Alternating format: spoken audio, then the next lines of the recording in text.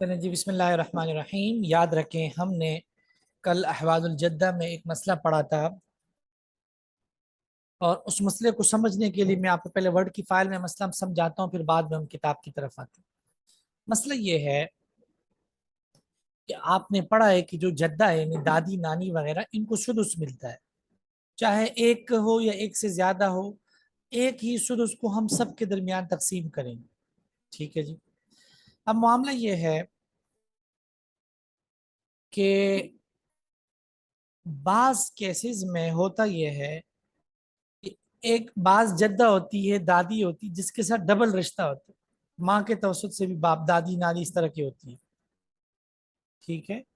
اور بعض ایسی ہوتی ہیں کہ جن کے ساتھ سنگل رشتہ ہوتا ہے۔ ٹھیک ہے جی۔ تو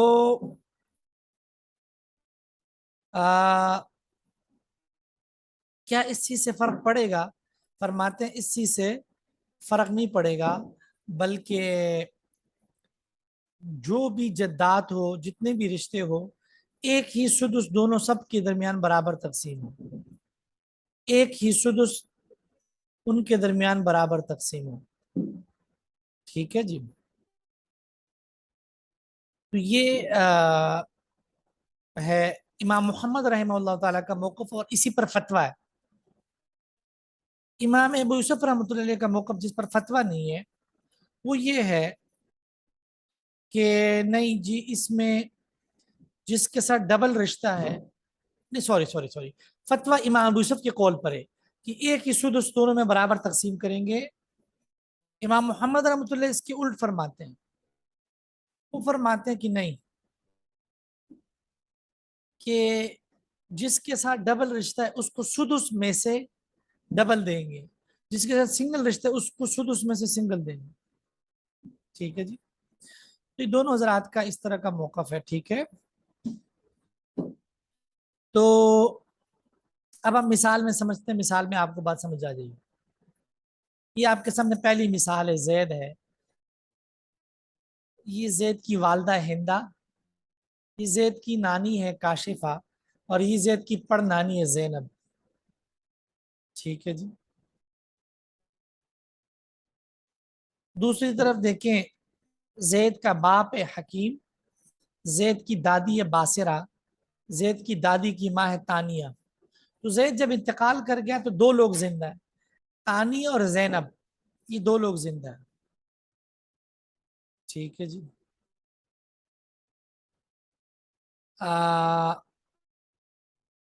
ٹھیک ہے جی، دو لوگ زندہ ہیں۔ ٹھیک ہے، تانیہ اور زینب۔ اب ہم دیکھتے ہیں کہ تانیہ کے ساتھ زید کے کتنے رشتے ہیں، اور زینب کے ساتھ زید کے کتنے رشتے۔ یاد رکھیں، تانیہ کے ساتھ زید کا ایک ہی رشتہ ہے، یہ زید کی دادی کی ماں ہے، زید کی دادی ہے باسرہ۔ ٹھیک ہے، زید کی دادی ہے باسرہ، اور تانیہ یہ دادی کی ماں ہے۔ ٹھیک ہے جی۔ تو ایک ہی رشتہ ہے، اس کا مطلب یہ دادی یہ ماں جدہ ہے، زندہ ہے، لیکن ایک رشتے والی۔ جبکہ دوسری طرف جو زینب ہے اس کے ساتھ زید کے دو رشتے ہیں۔ ٹھیک ہے، ایک رشتہ تو یہ ہے کہ زید کی یہ پڑ نانی ہے، زید کی نانی کاشفہ، یہ کاشفہ کی ماں ہے، پڑ نانی۔ ٹھیک ہے، اور دوسرے نمبر پر یہ جو باسر ہے اس کے شوہر کا نام ہے جمیل، مثلا جمیل خان، کو ایسے فرضی نام، یہ جمیل جو ہے یہ بیٹا ہے زینب کا۔ ٹھیک ہے، تو زید کا دادا ہے جمیل، اور یہ دادا کی ماں ہے، تو دو رشتے ہیں زینب کے ساتھ، ایک ہے پڑ دادی اور ایک ہے پڑ نانی، یعنی ایک طرف نانی کی ماں ہے اور ایک طرف دادا کی ماں ہے۔ ٹھیک ہے، تو یہ دو قرابتوں والی ہیں۔ ٹھیک ہے، دو قرابتوں والی۔ اب جو درست موقف ہے وہ یہ ہے کہ جی اس چیز سے کوئی فرق نہیں پڑے گا، ایک ہی سدس کو آپ دونوں میں برابر تقسیم کرو. امام ہمارے امام ابو یوسف اور ہمارے موقف جمہور کا کہ ایک ہی سدس دونوں میں برابر تقسیم ہو، کوئی فرق نہیں پڑے گا. ٹھیک ہے جی. لیکن امام محمد رحمۃ اللہ فرماتے کہ نہیں، جب اس کے ساتھ ڈبل رشتہ ہے تو اس کو سدس میں سے 2 ملیں گے، اور جب اس کے ساتھ ایک رشتہ ہے تو اس کو سدس میں سے 1 ملے گا. بات سمجھ رہے ہیں جی؟ جی جی جی جی ٹھیک ہے جی. تو یہ بات آ گئی. اب اس مثال کو آپ کتاب میں دیکھیں.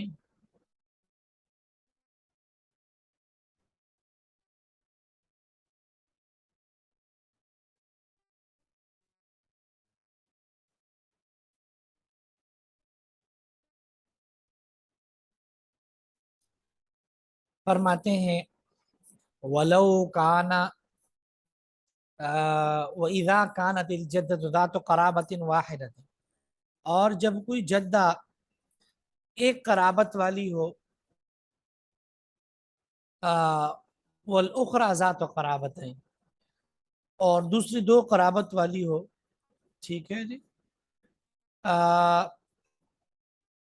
او اکثر یا زیادہ قرابت والی، کہ ام الام، جس طرح نانی کی ماں وہی ہے، ایضا ام اب الابی، جو دادا کی ماں بھی ہے، بہذی سورہ، اس نقشہ اگلے پیج پہ آ رہا ہے. قسم و سدس، سدس کو تقسیم کیا جائے گا بینہما، ان دونوں کے درمیان، عند ابی یوسف، امام یوسف رحمۃ اللہ کے نزدیک، انصافاً آدھا آدھا کر کے فرماتے ہیں تقسیم کیا جائے گا آدھا کر بے اعتبار الابدانی، ان کے تعداد کے اعتبار سے. ٹھیک ہے جی. جی. وعند محمد رحمہ اللہ، امام محمد رحمۃ اللہ فرماتے ہیں اثلاثاً، 3 حصوں میں کر کے، بے اعتبار الجہاد، جہاد کے اعتبار سے. ٹھیک ہے جی. اب کہاں پر ہے یہ جہاد کا مطلب؟ رشتوں کے اعتبار سے. ٹھیک ہے جی. جی ایک منٹ.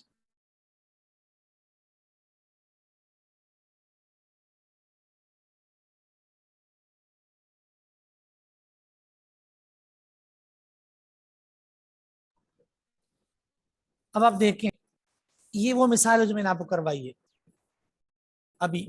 یہ بائیں طرف ہے ثانیہ، جس کے ساتھ، جو میں نے آپ کو فائل میں سے دکھایا کہ جس کے ساتھ ایک ہی رشتہ ہے. نہیں ہاں، یہ کیا ہے؟ میت کے جو دادی ہے، دادی کی ماں ہے تانیہ، اور یہ رائٹ سائڈ پہ جو ہے اس کے ساتھ 2 رشتے ہیں. یہ میت زید ہے، یہ زید کی نانی کی ماں بھی ہے اور دادا کی ماں بھی ہے. تو وہی بات ہے کہ ایک ہی سدس دونوں کے درمیان تقسیم ہو. اب یہ جو دوسری مثال ہے، یہاں پہ ہی میں آپ کو سمجھاتا ہوں. رائٹ سائڈ والی کے ساتھ میت کی 3 رشتے ہیں، اور جو لیفٹ سائڈ پہ اس کے ساتھ ایک رشتہ ہے. کیسے؟ آپ فائل میں سمجھاتا ہوں، فائل میں شیئر بھی کروں گا. دوسری مثال دیکھیں. یہ بکر انتقال کر گیا، بکر کے ورثاء میں 2 لوگ زندہ، یہ عالیہ اور کبیرہ. عالیہ کے ساتھ جو بکر کا رشتہ ہے اس کو دیکھیں کہ بکر کے باپ کا نام ہے خالد، اس کے باپ کا نام ہے کاشف، اور اس کے کاشف کی ماں کا نام ہے باسرہ. تو یہ ایک ہی رشتہ ہے کہ جو بکر کے دادا ہے کاشف، یہ اس کی نانی ہے. تو عالیہ بکر کے دادا کی نانی ہے، دادا کے دادا کی نانی، ایک ہی رشتہ ہے. جبکہ دائیں طرف جو کبیرہ ہے اس کے ساتھ بکر کے 3 رشتے ہیں. پہلا رشتہ کہ یہ بکر کی جو نانی ہے رابعہ، یعنی بکر کی والدہ ہندہ، اس کی والدہ رابعہ، اس کی والدہ فوزیہ، اس کی والدہ کبیرہ. تو یہ جو بکر کی نانی ہے رابعہ، یہ کبیرہ رابعہ کے لیے بھی نانی ہے، نانی کی نانی، جس کو آپ لکڑ نانی کہتے ہیں،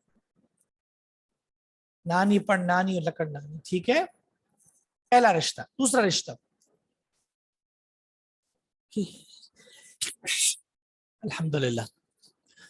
دوسرا رشتہ یہ ہے کہ بکر کے باپ کا نام ہے خالد، خالد کی ماں یہ رقیہ، یہ کاشف اور رقیہ میاں بیوی، اور رقیہ بیٹی ہے فوزیہ کی، فوزیہ بیٹی ہے کبیرہ کی.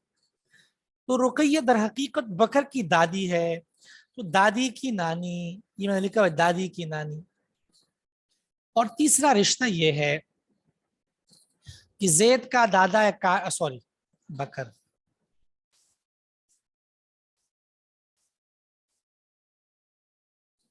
بکر کا جو دادا ہے وہ ہے کاشف، کاشف کے باپ کا نام صغیر ہے، صغیر کی والدہ کا نام کبیر ہے. تو یہ ہے دادا کی دادی، یہ لکھا میں نے دادا کی دادی. تو خلاصہ یہ ہے کہ کبیرہ کے ساتھ 3 رشتے ہیں بکر کے، اور عالیہ کے ساتھ 1. اب جس قول پر فتویٰ امام ابو یوسف وہ یہی ہے کہ وہ جب دونوں جداد زندہ ہیں، دونوں برابر میں ہیں، تو رشتوں سے فرق نہیں پڑے گا، ایک ہی سدس دونوں میں ہم برابر تقسیم کریں گے. ٹھیک ہے.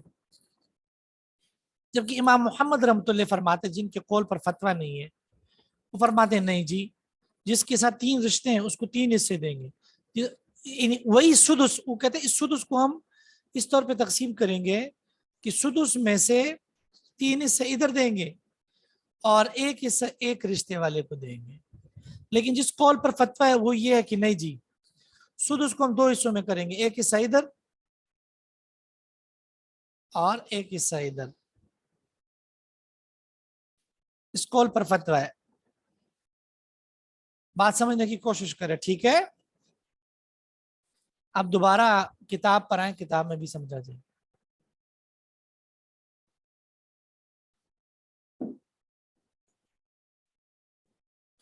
یہاں کتاب میں وہی بات ہے، یہ ایک قرابت والی دو تو میں نے بتا دیا. ٹھیک ہے. آگے باب العصبات.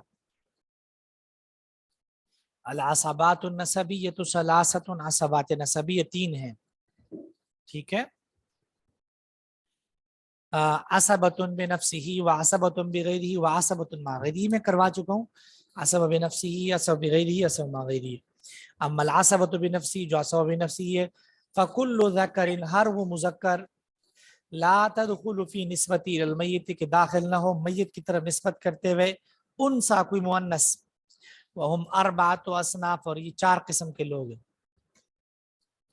جزء المیت، میت کی اولاد ہے، اصلہ، میت کے باپ دادا ہے، جزء ابی، میت کے باپ کی اولاد یعنی میت کی بہن، میت کی بائی، وہ جزء جدی، اور میت کے جد کی اولاد یعنی میت کے چچا تایا.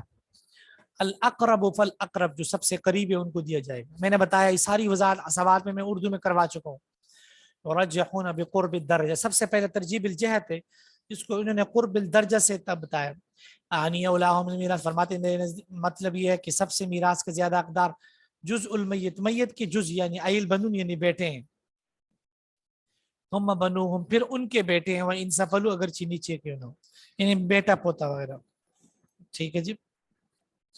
ثم اصلہ، پھر میت کا اصل ہے الاب یعنی باپ، ثم الجد، پھر دادا یعنی الاب الاب ان اعلی، یعنی باپ کا باپ یا اور اوپر والے.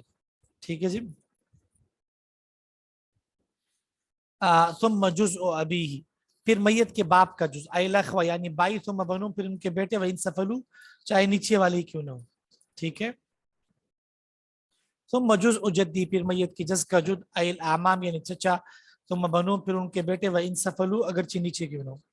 ثم یرجحون بقوت القرابہ، پھر ترجیح دی جائے گی قوت القرابت، یعنی میں نے بتایا تھا کہ قوت قرابت کا مطلب کہ جو سب سے قوی ہو، یعنی جو عینی ہوگا وہ اولا ہوگا اللاتی سے. فرماتے ہیں آنی بھی ہی، میری مراد سے یہ ہے کہ ان ذل قرابتین، کہ جو 2 قرابتوں والا ہے، اولا من ذی قرابت واحد، ایک قرابت والے سے اولا، ذکرن کانا انسا، چاہے مذکر ہو چاہے مؤنث ہو. لقولی علیہ السلام، کیونکہ حضور کا فرمان ہے ان اعیان بن الام، کہ جو حقیقی بائی ہوتے ہیں، یتوارثون، وارث ہوں گے، دون بن اللہ کی صرف اللہ تھی بہن بھائی. ٹھیک ہے. کل اخ لابن و ام، جس طرح فرماتے ہیں حقیقی بھائی، اور اب الاخت لابن مؤمن یا حقیقی بہن اذا صارت عصبہ جب وہ عصبہ بن جائے من البنت بیٹی سے اولا ہے من الاخ لابن اللاتی بھائی سے والاخت لابن اللاتی بہن سے، یعنی بتا رہے ہیں کہ حقیقی بہن بھائی جو ہے وہ اللاتی بہن بھائی سے اولا ہے، قوت قرابت کا مطلب سمجھا، ٹھیک ہے۔ وابن الاخ لابن مؤمن اور حقیقی بتیجا اولا من ابن الاخ بن اللاتی بھائی سے، اللاتی بتیجے سے۔ وکذالک الحکم فرماتے اسی طرح یہ تفصیلات جاری ہوگی فی اعمام المیت میت کے چچوں میں، ثم فی اعمام ابی پھر میت کے باپ کے چچوں میں، ثم پھر اعمام جدی پھر میت کے جد کے چچوں میں، ٹھیک ہے۔ آگے میں نے آپ کو بتا چکا ہوں کہ عصبہ بغیرہ ہی کس کو کہتے ہیں، عصبہ مع غیرہ کس کو کہتے ہیں۔ عصبہ بغیرہ میں نے بتلایا ہے کہ جو چار خواتین جو اپنے بھائیوں کے ساتھ مل کر عصبہ بنتی ہیں، بیٹی پوتی حقیقی بہن اللاتی بہن، ٹھیک ہے۔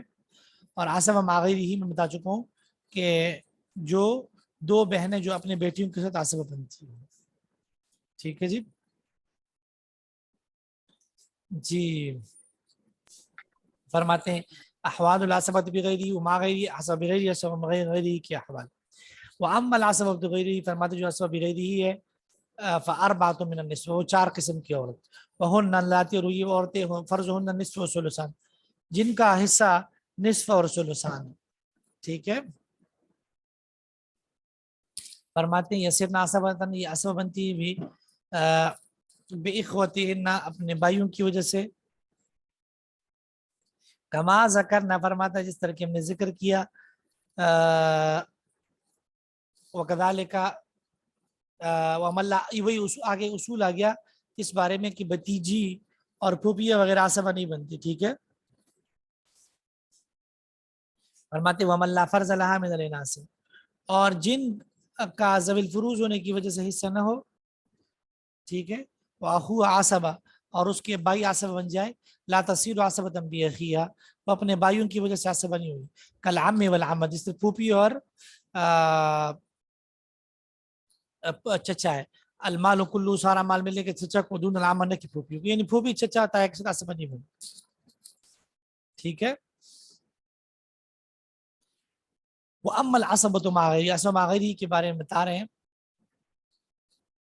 فکل انثى، کہ ہر وہ مؤنث تصیر عصبۃ مع انثى اخرى، جو دوسرے مؤنث کے ساتھ عصبہ بن جائے، کل اخت مع البنت، جس طرح کی حقیقی اور اللاتی بہن بیٹیوں کے ساتھ عصبہ بنتی ہے۔ وآخر العصبات مولا العتاق، یاد رکھیے مولا عتاق کا سب سے آخری عصبہ ہے کہ جس کو آپ کہتے ہیں عصبہ سببی، میت کا آزاد کرنے والا، موتق المیت، ٹھیک ہے۔ ثم عصبہ، تو وہی بات ہے میں نے بتایا تھا کہ عصبہ نسبی کے بعد ان کی باری آتی، فرماتے وآخر العصبات، اور آخری عصبہ مولا عتاق ہے، ثم عصبته، پھر اس عصبہ مولا عتاق یعنی موتق کا عصبہ بنفسه، ترتیب الذی ذکرنا، اس ترتیب کے مطابق جو ہم نے ذکر کیے، یعنی پہلے موتق کا بیٹا، پھر باپ، پھر جو ہے وہ بہن بھائی، اور پھر موتق کے چچا تایا والے، ٹھیک ہے۔ فرماتے لقولی علیہ السلام کے حضور کا فرمانے الولاء لحمتن، کہ یہ جو رشتہ ہے غلامی والا، یعنی جس نے آزاد کیا ہو، آپ کو میں نے تفصیل سے بتایا تھا کہ جو میت کا آزاد کرنے والے وہ کس پوائنٹ پہ جا کے وارث بن جاتا ہے، یہ ایک رشتہ ہے کلحمت نسبی، نسبی رشتے کی طرح، ولا شیء للاناث من ورثۃ الموت، یاد رکھیں موتق کے وہ رثا میں جو مؤنث ہوتے ہیں ان کو کچھ نہیں ملتا، ٹھیک ہے جی۔ جی فرماتے ہیں ولا شیء للاناث من ورثۃ الموت، موتق کے بیٹے میں سے جو مؤنث ہیں ان کو کچھ نہیں ملتا، یاد رکھیں آپ نے پڑھا ہے کہ اگر موتق خود موجود نہ ہو تو اس کے عصبہ بنفسہ ہی، یعنی بیٹا، پوتا، باپ دادا، بھائی، چچا تایا، یا بتیجے یا چچا زاد بھائی، صرف ان کو ملتا ہے، اس میں جو عورتیں ان کو نہیں ملتا، وہی بات بتا رہے ولا شیء للاناث، اور مؤنث میں سے مؤنث کو نہیں ملتا میں ورثۃ الموت، موتق کے بیٹوں میں سے، یہ اس مال کی ہم بات کر رہے ہیں جو مال آزاد کرنے والے نے جس بندے کو آزاد کیا تھا، اس بندے کے توسط سے جو پیسہ آیا آزاد کرنے والے کے گھر، اور آزاد کرنے والا خود دنیا میں نہیں ہے، اس کی بات ہو رہی، آزاد کرنے والے کی اپنی جائیداد کی بات نہیں ہو رہی، ٹھیک ہے. فرماتے ہیں لقولی علیہ السلام، کیونکہ حدیث میں فرمان ہے لیس للنساء کہ نہیں ملے گا عورتوں کو من الولا مال ولا میں سے الا ما آتقنا. یاد رکھیں الا ما آتقنا میں 8 ایسی صورتیں ہیں، 8 جس کے اندر آپ کو یہ بتائیں گے کہ جو آزاد کرنے والے کے جو مال ولا ہے، مال ولا کا مطلب جو جس کو آپ نے آزاد کیا ہو اور اس کا مال وہ نہ ہو پھر اس کا مال ملے، وہ خواتین کو نہیں ملتا، لیکن 8 ایسی صورتیں جن میں خواتین کو ملتا. ان 8 تمام صورتوں کا جو خلاصہ اور سمری یہ ہے کہ اگر آزاد کرنے والی خود خاتون ہو پھر ملے گا. کیسے؟ دیکھیں فرماتے ہیں الا ما آتقنا، مگر جو خاتون خود آزاد کرے. اس کا مطلب یہ ہے اگر ایک خاتون ہے جس کا نام ہے مثلا فاطمہ، اور فاطمہ نے کسی کو آزاد کیا، کل کو وہ بندہ مرا اور اس کے ورثاء میں کوئی نہ ہو سوائے فاطمہ کے، تو فاطمہ آزاد کرنے والے کی حیثیت سے اس زید کا مال اس کو ملے گا. دوسری صورت او آتقنا، او آتق من آتقنا، کہ وہ بندہ آزاد کرے جس کو خاتون نے آزاد کیا ہو. فاطمہ نے آزاد کیا زید کو، زید نے ایک اور غلام خریدا جس کا نام تھا خالد، کل کو خالد انتقال کر گیا، خالد کا کوئی وارث دنیا میں نہیں ہے، خالد کا آزاد کرنے والا زید بھی دنیا میں نہیں ہے، اور زید کے جو عصب بھی نفس ہی ہے وہ بھی نہیں ہے. تو آپ نے پڑھا کہ معتق المعتق، آزاد کرنے والے کے آزاد کرنے والے کو مال ملتا. تو چونکہ زید کو آزاد کیا تھا فاطمہ نے، تو جب خالد کے بعد زید اور اس کے گھر والوں میں کوئی زندہ نہیں ہے تو فاطمہ کو مال ملے گا. او اعتقا، یا آزاد کرے من اعتقا جس کو فاطمہ نے آزاد کیا تھا. آگے مکاتب کی طریقے سے آزادی. یاد رکھیں مکاتب اس غلام کو کہتا ہے جس کو آقا یہ کہے کہ تو اتنے پیسے جمع کرا تو میری طرف سے آزاد. مثلا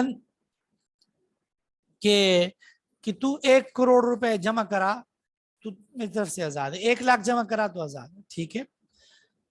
تو اب اگر وہ 1 لاکھ روپے جمع کروائے گا تو آزاد ہو، ٹھیک ہے. تو یہاں بات ہو رہی اوکاتب نہ، کہ اگر کوئی خاتون مکاتب کے طریقے پر کسی کو آزاد کرے تو وہاں پر بھی یہ لاگو ہوگا. مثال کے طور پر ایک خاتون فاطمہ، اس نے اپنے غلام کو کہا کہ اگر تو مجھے 1 لاکھ روپے دے گا تو میری طرف سے آزاد. اس نے 1 لاکھ روپے دے دی، وہ آزاد ہو گیا. کل کو اگر وہ بندہ مرتا ہے زید اور اس کے ورثاء میں کوئی نہ ہو تو فاطمہ آزاد کرنے والی کی حیثیت سے اس کو مال ملے.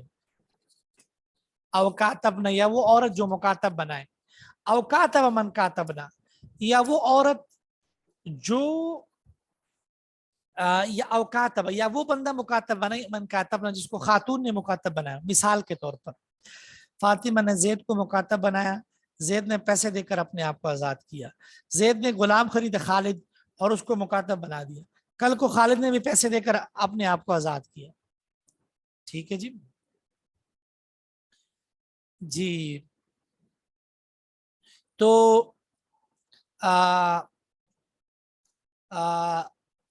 اب اگر زید جب آزاد ہوا، خالد جب آزاد ہوا اور اس کے کوئی وارث نہیں تھی تو خالد کا مال ملنا تھا زید اور اس کے اسباب نفسی کو، لیکن زید اور اسباب نفسی کا بھی کوئی زندہ نہیں تھا. تو اب زید کی جو آزاد کرنے والی فاطمہ ہے اس کو مال ملے گا. فرماتے ہیں او کاتبا، یا مکاتب بنایا من اس بندے نے، کاتبنا جس کو خاتون نے مکاتب بنایا تھا یعنی فاطمہ نے. او دبرنا، یاد رکھیں مدبر اس غلام کو کہتے ہیں جس کو آقا کا ہے کہ تو میرے مرنے کے بعد آزاد ہے، اس کو مدبر کہتے ہیں. اور یاد رکھیں جو مدبر ہوتا ہے، یہ جو مدبر ہوتا ہے یہ آقا کے مرنے کے بعد آزاد ہو جاتا ہے. ٹھیک ہے جی. تو مدبر نے کیا کیا، یہ خاتون جس نے اپنے غلام کو کہا کہ تو میرے مرنے کے بعد آزاد ہے، یہ مرتد ہو کر دار الحرب کافروں کے ملک چلی گئی. یاد رکھے جو خاتون مرتد ہو جائے یا جو بندہ مرتد ہو کر کافروں کے ملک بھاگ جائے تو اگر کورٹ عدالت اس کو قرار دے کہ بھئی واقعی یہ بندہ مرتد ہوا ہے اور اس کو مرتد ڈکلیئر کیا جائے تو اس بندے کو مردہ قرار دیا جاتا ہے. اس طرح ہم کہتے ہیں یہ بندہ ہمارے لیے مر گیا، اس پر مردہ کے احکامات لاگو ہوتے ہیں، یعنی اس کا جو وراثت ہوتی ہے اور اس کے جو اس قسم کے معاملات ہوتے ہیں، ٹھیک ہے، تو اس کے جو غلام ہوتے ہیں وہ بھی آزاد ہو جاتے ہیں، مدبر غلام۔ تو او دبرنا کا مطلب یہ ہے کہ فاطمہ نے زید کو کہا، فاطمہ کوئی خاتون، کہ تو میرے مرنے کے بعد آزاد۔ فاطمہ نعوذ باللہ مرتد ہو کر دارالحرب چلی گئی اور کورٹ نے اس کا فیصلہ کر دیا کہ یہ واقعی مفرور ہو کر مرتد ہو چکی ہے۔ جس دن کورٹ نے فیصلہ کیا اس دن ہم زید کو آزاد سمجھے۔ زید جب آزاد ہوا، کل کو زید بیمار ہوا، زید کے مرنے سے پہلے فاطمہ دوبارہ مسلمان ہو کر آ گئی دارالاسلام، ٹھیک ہے، ایک سیکنڈ۔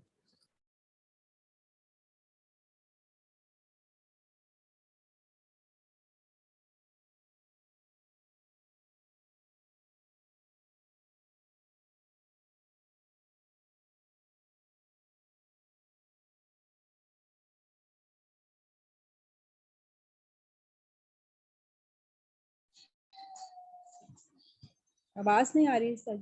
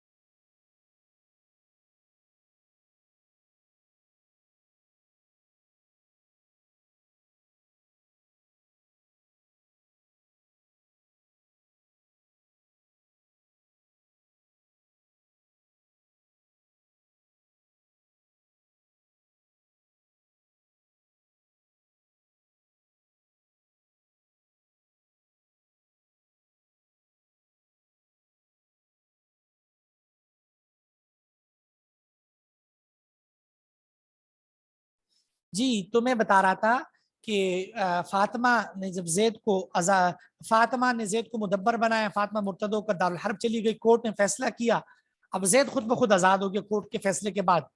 اب کل کو فاطمہ پھر مسلمان ہو کر اسلامی ملک آ گئی۔ اب اس دوران زید انتقال کر گیا۔ اب زید کا اگر کوئی وارث نہ ہو تو زید کا یہ مال فاطمہ کو ملے گا، کیونکہ فاطمہ ہی کی وجہ سے زید آزاد ہوا تھا، ٹھیک ہے۔ 5 صورتیں۔ صورت نمبر 6 او دبرنا، یا فاطمہ نے مدبر بنا دی، میں نے وضاحت کر دی۔ او دبر من دبرنا، یا مدبر بنایا جس کو فاطمہ نے مدبر بنایا۔ اس کا مطلب یہ ہے کہ فاطمہ نے زید کو مدبر بنایا اور فاطمہ مرتد ہو کر دارالحرب چلی گئی، کورٹ نے فیصلہ کیا تو زید آزاد ہو گیا۔ زید نے آگے کسی کو مدبر بنایا، وہ خالد کو۔ کل کو جب زید مر گیا تو خالد آزاد ہو گیا۔ اب خالد بھی مر گیا، لیکن خالد کے مرنے سے پہلے فاطمہ دارالاسلام واپس آ گئی مسلمان ہو کر۔ اب خالد کا مال ورثاء کو ملنا تھا، خالد کے ورثاء نہ ہو تو زید اور اس کے اسباب نفسی ہی کو ملنا تھا، لیکن زید اور اسباب نفسی بھی دنیا میں نہیں تھے، تو یہ مال فاطمہ کو ملے گا۔ او دبر یا مدبر بنائے، مندبر نہ جس کو فاطمہ نے مدبر بنایا ہو۔ آگے 2 صورتیں جر والا کی، وہ میں کل بتاؤں گا۔ کل ہمارا جو پہلا ربع اس کی عربی عبارت مکمل ہو جائے گی انشاءاللہ، ٹھیک ہے؟ ٹھیک ہے جی، سب کے لیے جی؟ جی ٹھیک ہے سر۔